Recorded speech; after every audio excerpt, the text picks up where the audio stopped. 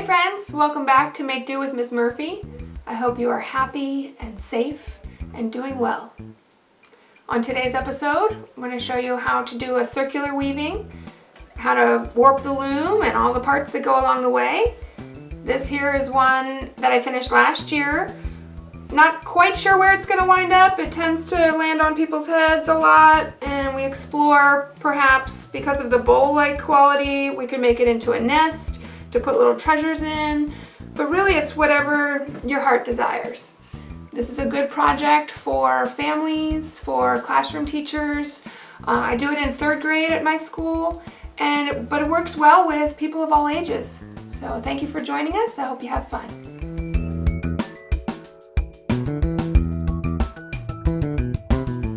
So here's the things you'll need. A sturdy, durable kind of plate, a dinner plate. This is a generic one from my local grocery store. I like the depth that's in it, but if you don't have these plates at home and you could scrounge up some cardboard, you could certainly take cardboard, take an actual plate to trace the shape of the circle and use that for your circular loom as well. You'll need a selection of yarns to work with. You would need a pencil to mark your loom, scissors to cut your notches, and tape to tape your yarn still to get started.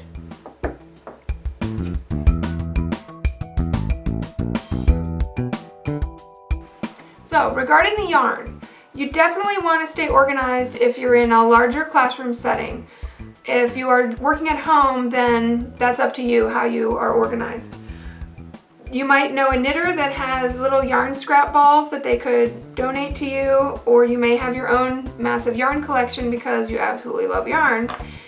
You may already know this is called a skein of yarn, and ultimately you want to be pulling the yarn from the center of it so that the yarn can stay still and you can make yarn selections out of that. In my classroom at school, I have bins of yarn similar to this, where the skeins live in there, and I ask the students to pull out the yarn from the center, take their selection. Once you're weaving, you maybe take 2 arm lengths, and then I ask them to leave a happy tail. Like a happy puppy would wag its tail, you want to leave a tail of yarn as you then cut your selection off of there, so that Miss Murphy's a happy puppy. And that's what we've been saying lately. Another way to organize your yarn then is to make yarn cards. You can choose a color scheme and go ahead and prepare that ahead of time. It's a very soothing process for teachers, for anyone actually, if you want to go ahead and think about your colors. Another thing that I have found to be helpful is this tool. It's a yarn winder. It anchors onto the edge of a table, and then you can take the larger amount of yarn that comes in the skein and make smaller servings to then place at the tables for students if that's your setting. I this year have added them into Ziploc bags and then just have the tail coming out. Same process, leave a happy tail, and then that keeps them from getting tangled. So I know some people seeing the yarns all tangled can be chaotic, so you want to stay organized.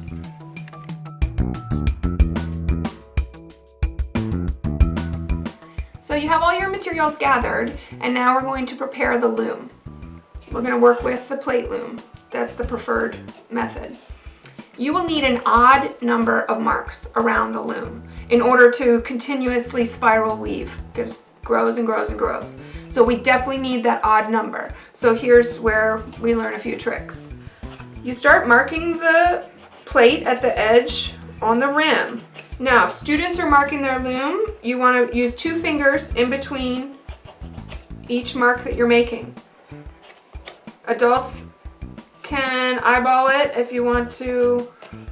It's just roughly that spacing that you're putting around, and go completely around the loom, all the way to the other side, and then you want to check with a friend. Count to make sure that you have that odd number going around. And cover up the last mark, I would recommend, and then go 1, 2, 3, 4, 5, and all the way back around. I tend to have 29 marks on the plate. I've had 31 marks on the plate. It's just wherever it lands, but definitely make sure it's an odd number. Now, to save time in a classroom for teachers, if you have marked a plate, Then you put the one that you've marked and you've double checked, maybe with a partner, and then you can use a Sharpie and run the line down the side of the plate to then create those notches for everyone.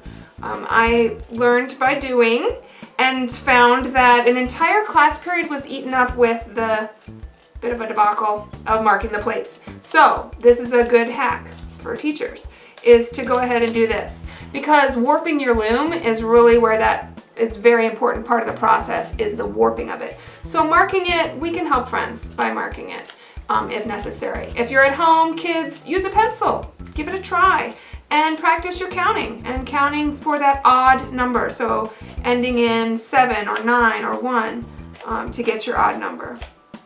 And mark your looms. And then mark it on the back with your name. If you're in a classroom, put your name on there too.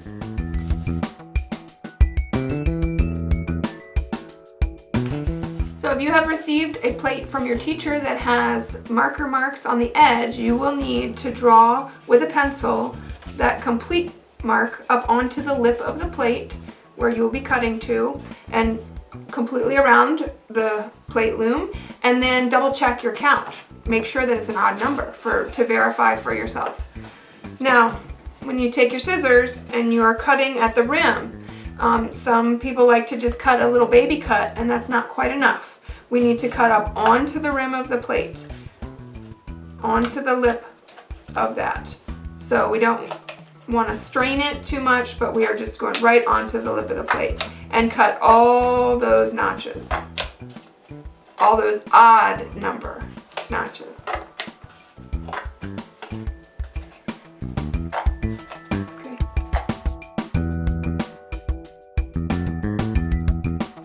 So now we're going to warp our loom, putting the yarn on it to be able to weave. Now, if you're working larger scale, you would definitely want to be using a cotton twine for the warp. It doesn't stretch and it will make your weaving more sturdy. We are working on a smaller scale and we like using colorful yarn for this, so we're just using a regular 4-ply yarn. You do want to have an amount of the yarn, so working from a small skein selection of yarn ball or the full skein, you want to be able to keep pulling the yarn from it. So we start with that piece of tape. Tape your yarn in the center back of your loom. Make sure that's on there nice, so that when you go to pull the yarn into your first notch, you're not pulling it off of the tape. So that is nice and sturdy. Now there is some tension as I come across the plate.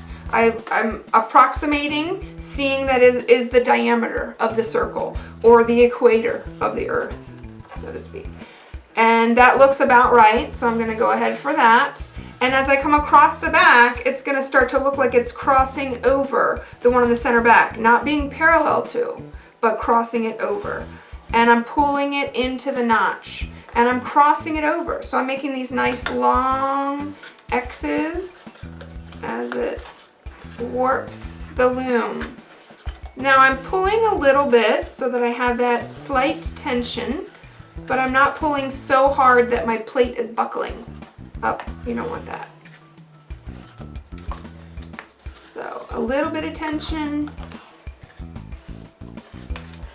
but this is definitely the pattern that you want to see as you are warping your loom, that it is making X's on the back, it is making X's on the front.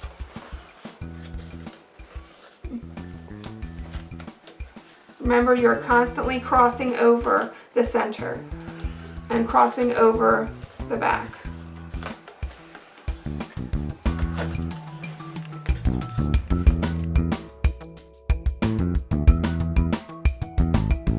So my loom is warped now and I'm ready to weave. The very last notch filled as I came up to the front.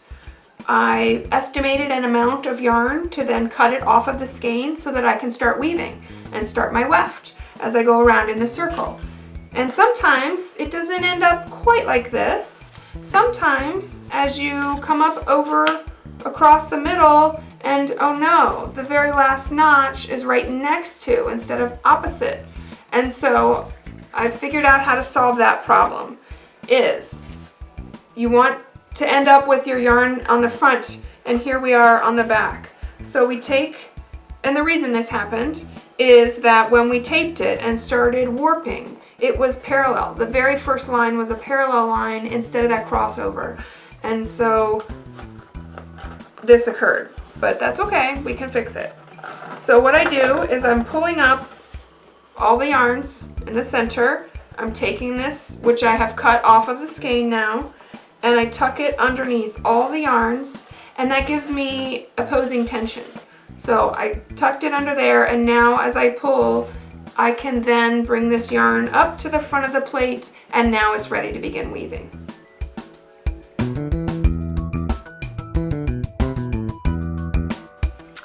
So the loom is warped, and now we're going to begin weaving. And we take our yarn as it comes up across the plate, and we go across the center, and I'm going to pick, I think I want to start with this guy, and I'm going to start by going under and over, and under and over. And that is a continuous thing that you will keep saying, under, over, under, over. And you're going to go a little bit on the plate, and then you're going to need to pull it into the center. Now if I just pull, pull, pull, it might pull off center. So I want to take a look that I am in the center. Now this is a part that could be confusing looking for people. I'm looking at where I am here, where my yarn is coming up. I find, where am I? Here I am. I'm under this thread. So I put my finger on it and I say under, because this is where you work, out here where there's room, and then you pull it into the center. So this one my finger is on, I was under that one, which means I will go over the next one and under the next one. And I go over, under, over, under. You don't ever go over two or under two. It's always over, under, and you pull it into the center. And I will find, where am I? I'm right here. I'm under this one. So then over and under. Slow and steady. This initial beginning at the center can feel confusing if it's your first time. Just take your time with it. Take a break and breathe if you need to. I can see that my weaving is off center, and that's okay. It's still going to be a circular weaving, and it's off center on the loom. But when I go to cut it off the loom, you won't know that my loom was crooked, so no big deal. I find I am under, so over, under, over, under. It's like a dolphin swimming in the water, over, under, coming up for air. Now I've had friends at school will weave around the entire circle without pulling it into the center, and I think that goes a little too far. I think you would like to please do it either half the plate and then pull it into center, or even just a third. I mean, you can play with fractions because they're fun. Under, over, under, over, under, over. At this point, some people like to use a yarn needle for the weaving. With my circle looms, I like to use my fingers. That feels fun. Over, under, over, under. So you're building up yarn. It continues around the circle. You may find that, so I'm working right-handed. I'm working at the top part of my loom, which is upside down to you. I could work left-handed across the bottom. It just depends on which direction you chose to start your loom, start weaving when, as to whether you work away from yourself at the top or towards yourself at the bottom. And you just turn it as you keep doing and building into the center.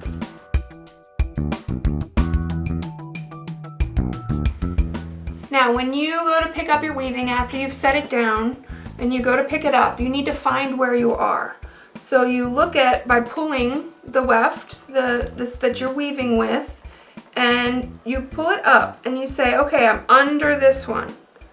So I'm going to go over this and under this.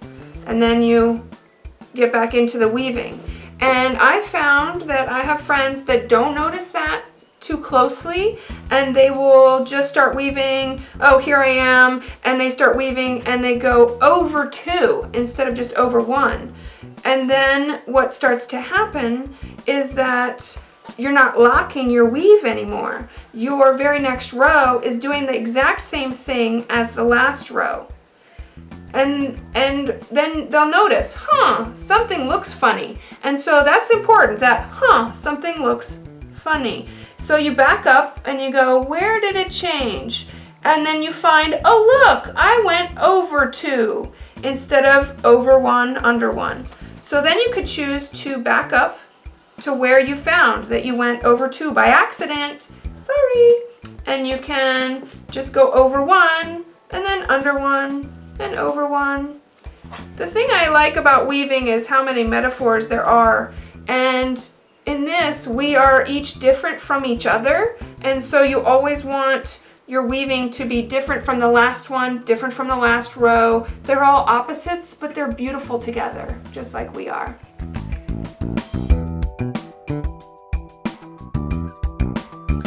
So as you are weaving, at some point you will decide that you want to change color. And that may be as you run out of yarn. I would always leave a little bit of yarn showing for you to tie on the next color.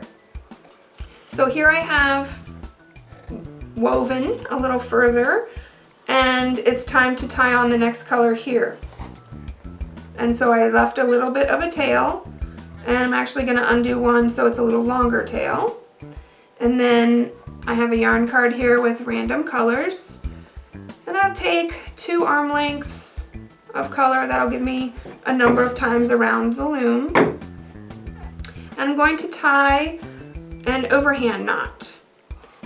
So in this type of knot tying, I put the yarns together like they're friends, sitting together, and then I wrap it around my finger to make a loop. And then I pull it off my finger and I'm holding where they crossed. And then I will take those tails and I wrap them around and under and through that loop I made. And then when I pull it, it makes a knot. And I pull it extra tight and I practice trying to pull it apart. And if it won't pull apart, yay. And then I'm going to trim the tails.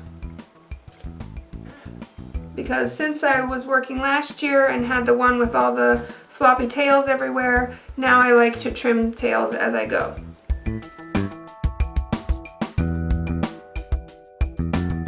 So I finished weaving with this sparkly raspberry color, and now I'm going to add this fuzzy yellow, and I want to tie it with a square knot this time. So a second knot to learn would be the square knot. I cross the fibers at the end like I'm making an X. That's a lot like tying your shoe, that first step in tying your shoe. Cross them over and wrap one under the other and then pull it a little bit, and then you're going to hold that stable and cross them again and wrap over with one of the fibers and tuck it through. And then as you're pulling it, you might think, oh, that looks like a square, and that's why it's called a square knot. But then you pull them against each other, and to see, is it tied securely?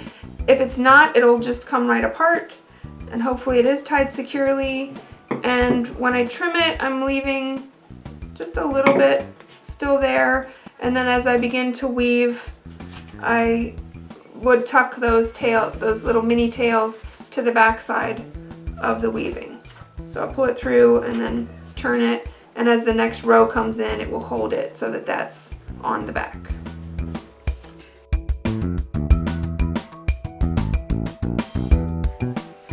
So here I have a weaving that I have mostly filled the plate. I can still get my fingers in here to tie off the tail end of my weaving.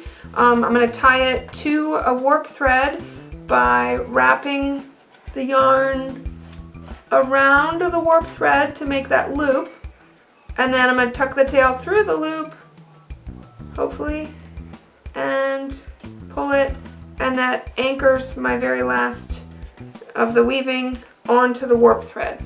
And now I'll turn it over to the back, and I will cut at the center here to release the warp from the loom and gently pull it out from under the tape.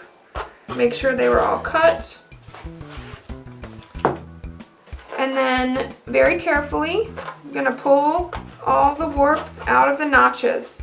And I say very carefully because I just had so much fun doing this that I'm gonna recycle my loom and do another one. So I definitely wanna be careful and use this loom again, because weaving can be so fun. I hope that you enjoyed this whole process and that you will have fun deciding what you will do with this when you're done. So I chose to fill my plate loom. Some friends decide to stop at a certain point and it's a smaller circle, and maybe it's a flat circle, and so they make a little coaster for a table. Some friends have raked the yarn in so strongly that it really cups immediately, and then when they take it off loom they say, oh look, I made a jellyfish, and so there you have a jellyfish sculpture.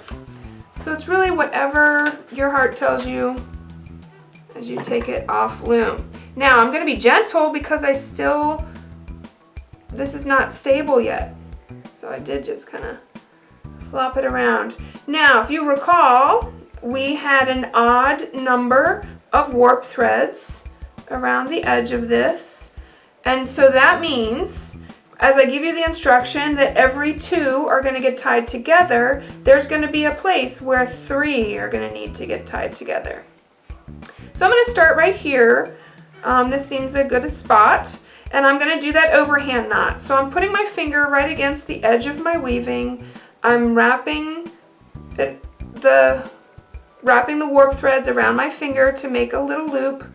I'm going to hold to stabilize that loop, and then tuck the tail behind, come through the loop, and as I'm tightening it, I'm not just going to yank it, I'm going to push a little bit so that that knot will be right at the edge of the weaving.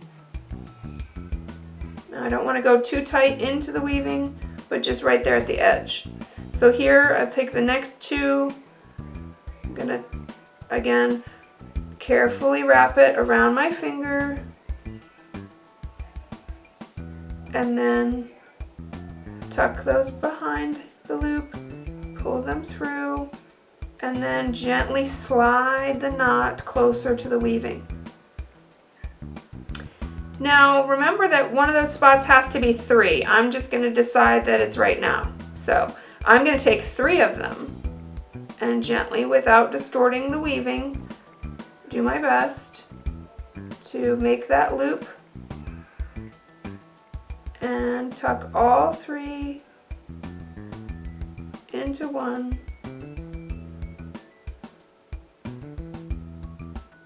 and slide the knot. So you can see it changes the spacing a little bit, but once you've done that grouping of 3, that's the only time you need to do it. Otherwise it's going to be every 2 warp threads are getting tied to each other. And you can decide to add more fringe to each of these if you want to tie in some more yarn on the edges and just have lots of fun and do extra things on it. You could certainly add beads and other creative pieces to this, tying those in. It's really whatever your heart tells you. I certainly hope that you listen to your heart when you are making art.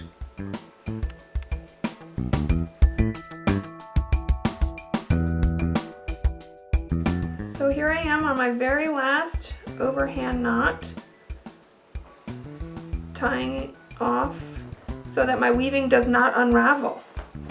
If you don't tie these knots on the edges, your weaving and all that hard work you just did could certainly come apart, and we want it to stay together.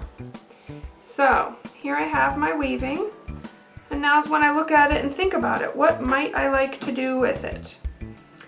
If I decide I want to trim off these fringes, I could certainly cut those. This one I was not trimming the whole way, so there's some extra fun bits. and I think that this one looks like a party, so I'm okay with those little guys hanging out.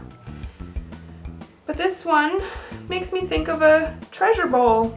So I think that maybe I will sit this somewhere. I have a few little rocks and treasures and things that people have given me, and I may just set them in there as a place to have special meaning.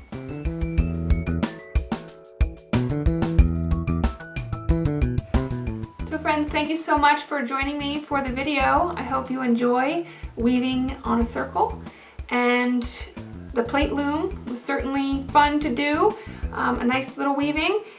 Here's an example of another time that I did a larger circular weaving on cardboard and made 2 of them and then filled it with a pillow. And so that's another thing you can do. If you make 2 of these off of your plate loom and then fill it with stuffing and tie your edges together, you can make a sweet little pillow to rest your head. So thank you so much for watching.